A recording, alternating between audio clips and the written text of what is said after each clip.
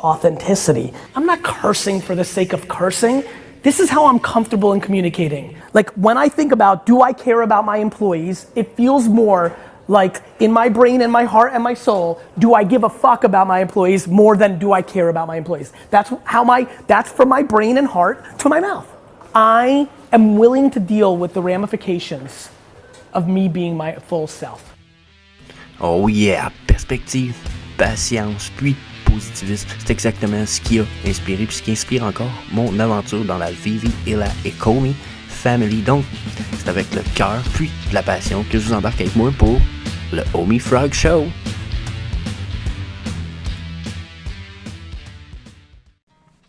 Hey, bon matin la gang, c'est Jess the Harvesting Frog pour l'épisode 39 du Homie Frog Show.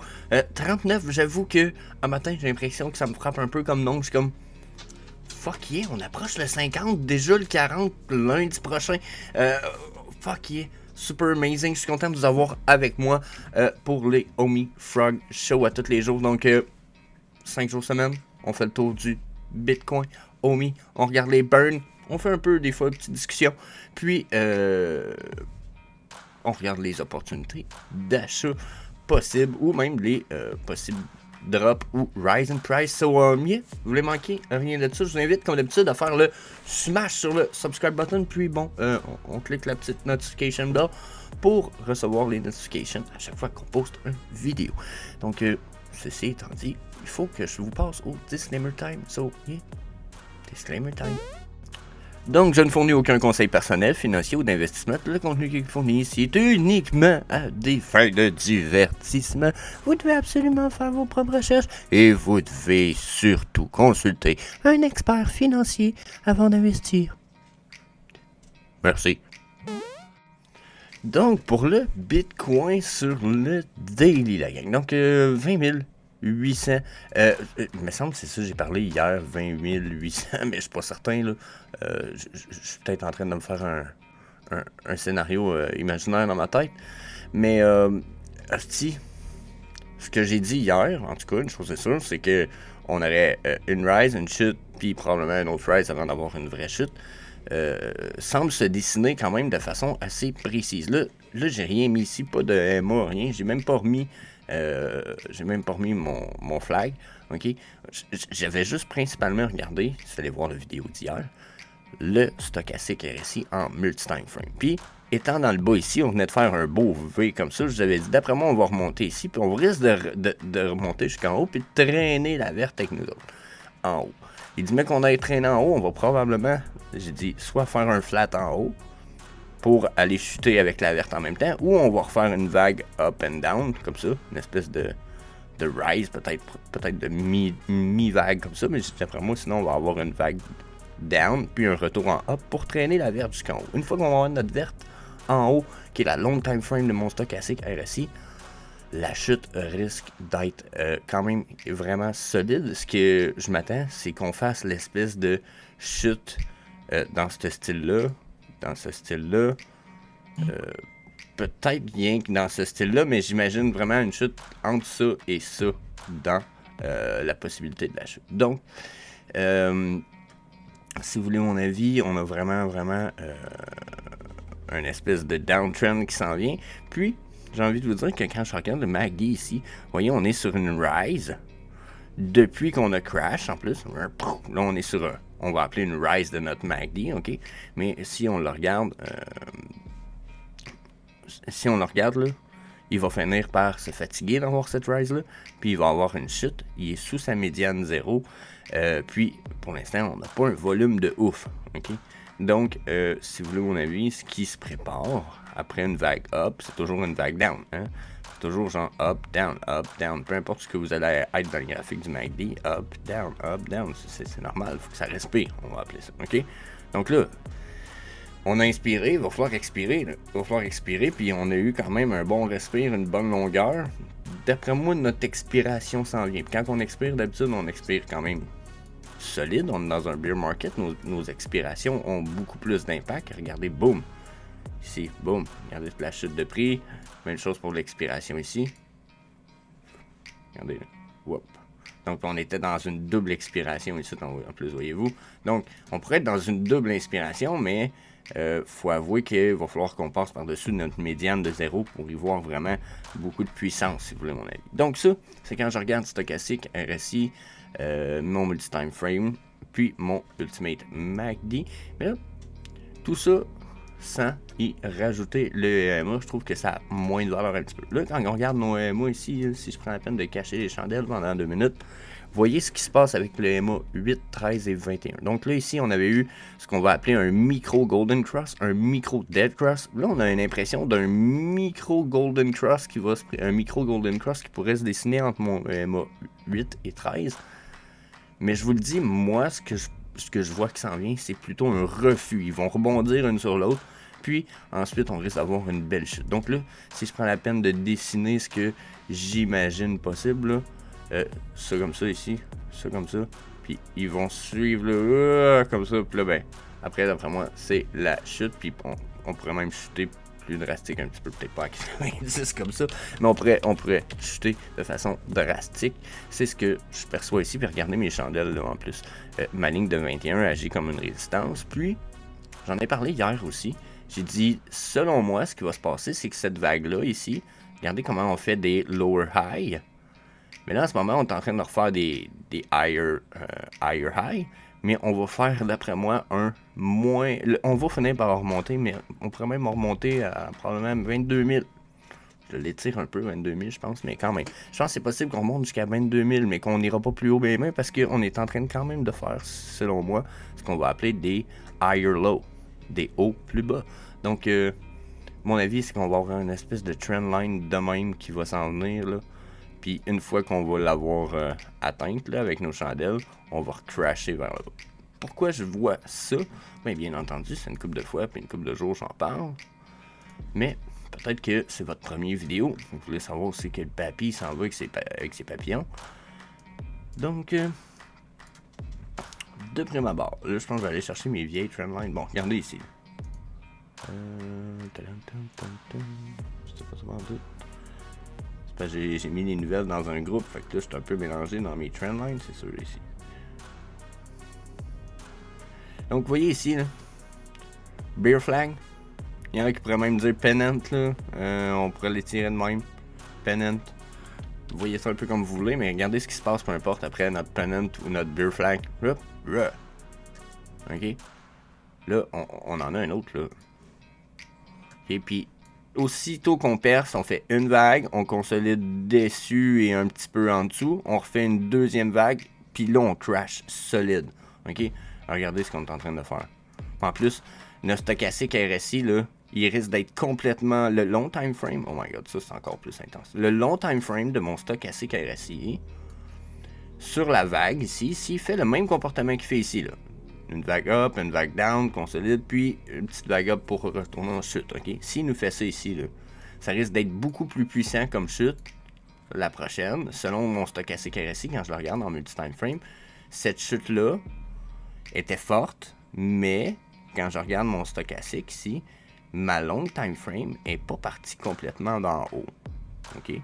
Elle était comme pas rendue dans son ultimate, elle était pas overbought. Elle n'était pas trop achetée, comprenez-vous? Il n'y avait pas un essoufflement, mais ça, tant que ça dans l'achat. Donc, ce que j'ai l'impression de voir ici, là, c'est que là, on va être plus haut probablement, mais qu'on chute qu'on l'était. Donc, en étant plus haut, j'ai un feeling qu'on a un potentiel de chute plus grand. Donc, ça pourrait être inquiétant un petit peu, c'est mon avis, parce que, hein, on descend où après? Et personnellement, vous savez, mon plafond est à 14 000. Là, je pense que j'avais mis une horizontal line. Donc, vous voyez, ça, c'est comme mon prochain plancher personnel que je pense, 16 000. Moi, je pense qu'on descend au moins à 16 000. Puis je pense même qu'on va se rendre à 14 sur la prochaine chute. Donc, surveillez ça. J'ai pas envie de faire le 4 heures beaucoup, parce que jusqu'à un certain point, on dirait que j'en vois moins l'intérêt ce matin, mais si on le clenche quand même, je vais aller voir ici les EMA déjà. Si je regarde avec les EMA. Donc si je regarde les EMA, là, ben j'ai pas de volume, first of all. Ça vient de me perturber un peu. Boum, checker le flat de volume qu'on a sur le 4 heures, c'est un peu ridicule. Donc, pas de volume malgré la uptrend. On est en train de retester puis de faire retester des croisements dans les EMA. Vous voyez ici. Mais on est encore sur mon espèce de lower high dont je parlais. Donc là, si on... Puis là, mon stochastique RSI est à côté d'en bas. Mon feeling, c'est qu'on pourrait chuter très bientôt ou on va traîner en haut pendant un petit moment puis on va continuer notre montée. C'est une bonne question. En même temps, ce serait cool qu'il me donne tort de ce que j'ai dit sur le daily. Je parle de la charte du 4 heures me donne tort. Donc, vous voyez ici, sur mon MACD, j'aurais probablement une belle remontée. On est en train de croiser la médiane 0. Ça, c'est fucking interesting. Sur le 4 heures, la montée serait... Ok, le MACD n'est pas le plus réactif, mais peut-être pas terminé. On voit quand même une bonne puissance dans son histogramme ici. C'est sûr qu'il peut commencer à en perdre très bientôt, surtout qu'on voit qu'on dirait qu'il manque du volume, quoi qu'ici. 1h34 de fait, on est déjà au 4/5e du volume de l'heure précédente. Donc, peut-être qu'on va aller, on va aller faire un test du EMA 200, exemple. Ça serait possible. Encore là, je parlais de 22 000 tout à l'heure. Je pense qu'on va juste se rendre là, puis c'est pas mal notre maximum. Même qu'en ce moment, là, on est sur des résistances passées à ces prix-là ici, qui risquent d'être durs à passer. Donc, d'après moi, stochastique RSI m'annonce qu'on est sur le bord de faire une chute éventuelle. Donc, retour downtrend quand même ici. On manque de puissance. On manque clairement de puissance pour avoir une remontée qui est conséquente en plus.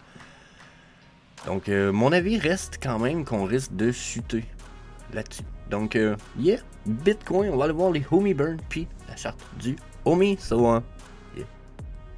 Oh yeah, pour les homie burn, un autre 37 millions de burn le 13, ce qui fait 2 jours. Là, je pense qu'ils sont en retard un peu dans les burns, mais je pense que c'est normal un petit peu. Ça nous amène probablement, on a sûrement déjà popé notre 64 milliards de burn, so fuck yeah à tout le monde, bien encore, et bien entendu, je vous invite à aller faire un tour sur le Homie Frog Shop, et mon petit shop de merch de Homie, 100% des profits, burn des Homie. Personnellement, j'ai même Kyle Wilson qui avait l'air d'être comme « Yeah, je vais t'en acheter un ». Puis j'ai envoyé un message disant « Si t'en veux un, cool, puis t'en veux un avec ton nom dans le back ou de quoi, avertis-moi, on en met un sur le shop. Ça pourrait être cool. » Même chose pour vous autres, donc yeah, that's it. Homie chart. Donc pour le Homie sur le daily, on est à 0,16. Puis là, je réévaluais tout ça matin. Puis je vois... Je vous avoue que je vois plus mon bear flag que je voyais sur le Bitcoin, qu'on vient de voir en fait. Je le vois plus là, sur le Homie, autant que je pouvais le voir dans le passé, dans la mesure que là, plus que je regarde ça pour de vrai, plus que je me dis que ça se...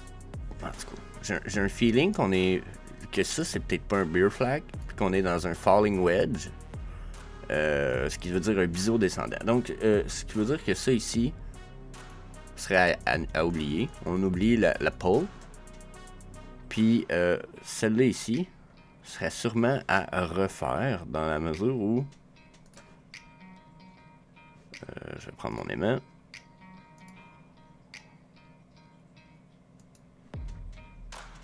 Ou là, puis je vais voir l'extended en left, ça donne quoi?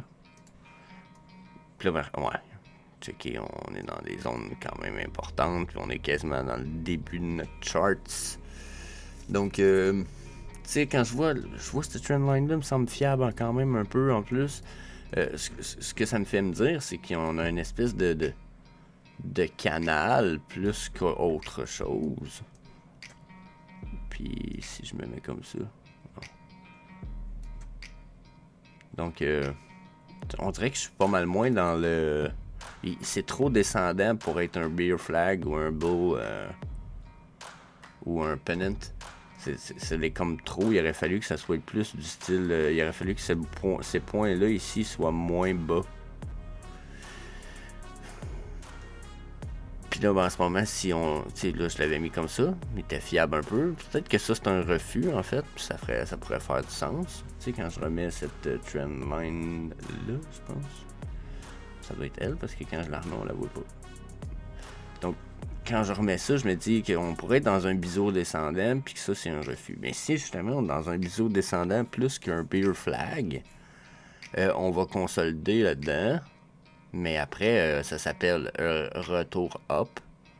Et même très beau retour up d'habitude. Donc, attendez un petit peu, mais...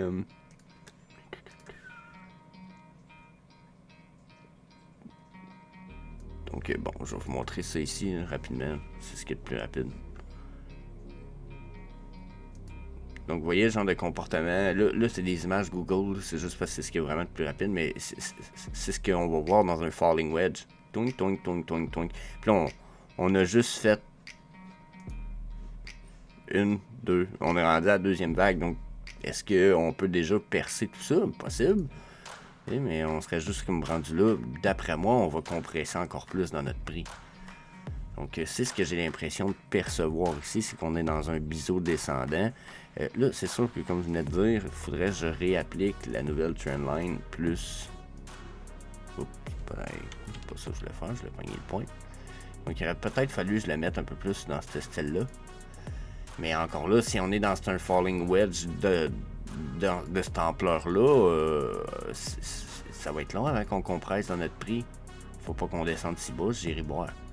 Donc, là-dessus, là, je sais plus quoi penser sur les trendlines qui avaient été dessinés. Je m'en fais une révision personnelle, puis je suis un peu...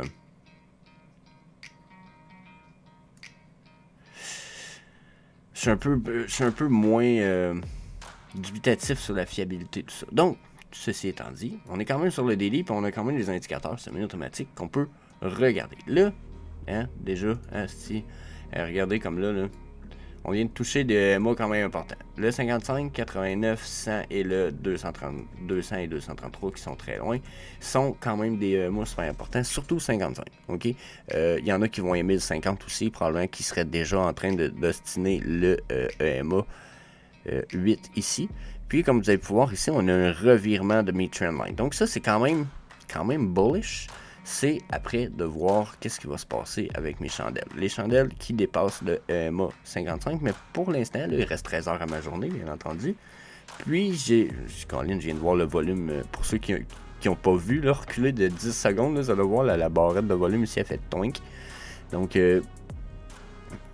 il a l'air d'avoir un bon volume, il reste la moitié de la journée, donc on est potablement en train de retourner uptrend.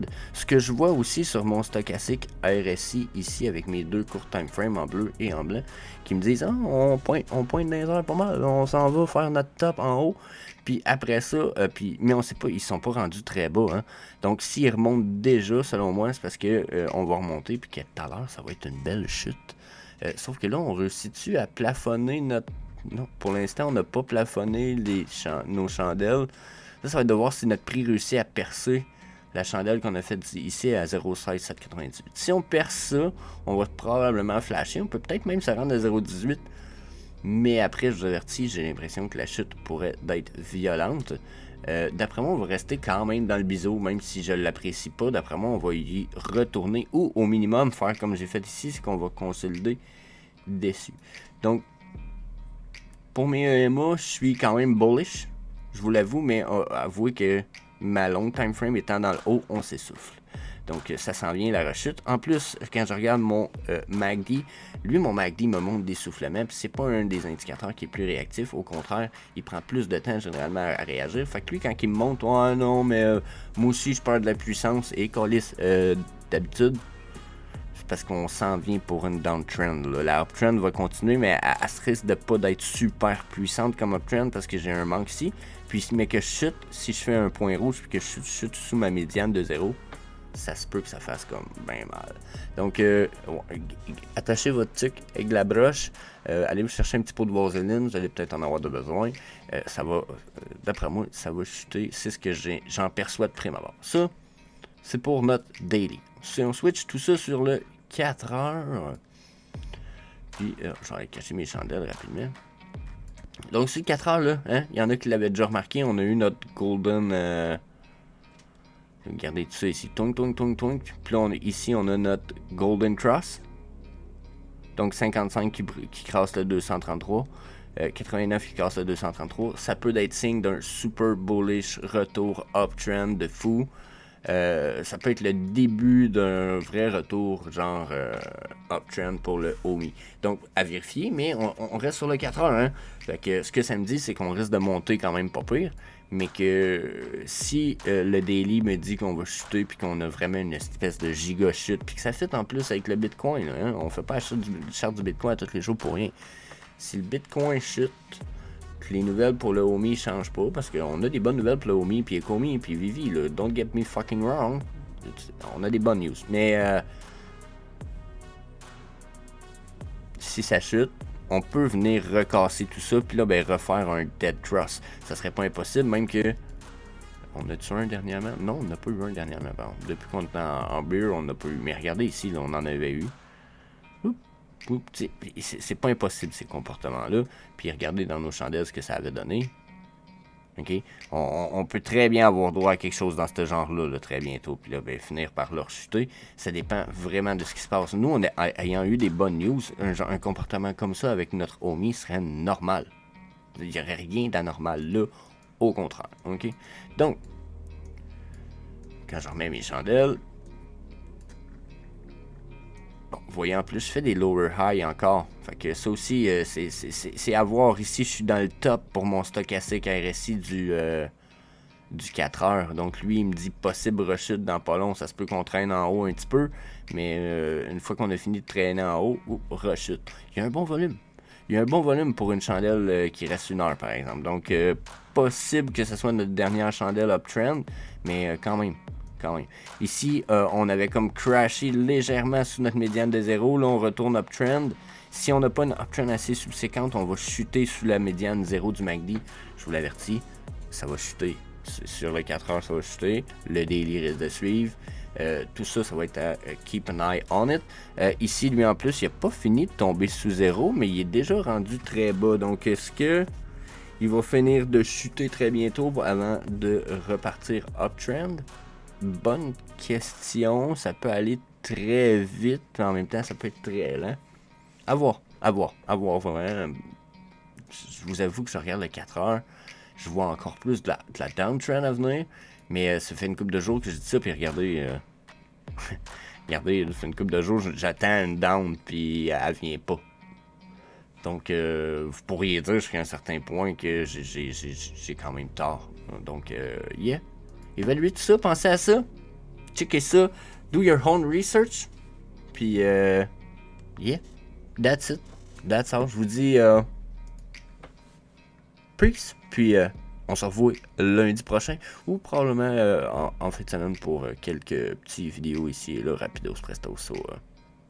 Samedi, ma femme est pas là. Ça va faire une course dans la boîte avec ses collègues de travail. Donc, on va peut-être enregistrer quelques petits trucs. So, yeah. Peace.